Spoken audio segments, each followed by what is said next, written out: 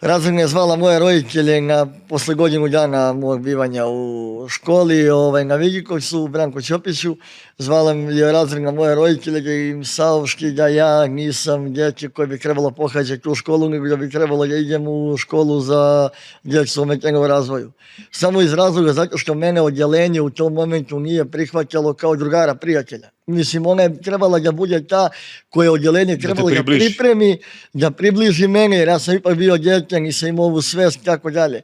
I baš bih da se zahvalim mojim putem razrednoj na svim tim lepim rečima upućenim mojim roditeljima koji su onda pakao proživljavali sa mnom, da mene stabilizuju, da mi objasni da ja nisam psihički zaostao, nego sam intelektualno dosta jači, samo što sam ja u tom momentu bio nezreo, gdje se nosim sa nekim problemima koje sam doživeo, koje nisu doživljavala ta druga djeca. Ja kažem, eto, to mi je neko upečatljiv moment bio gdje sam ja bio na prekretnici da li ću da kliznem ili ću da nastavim dalje.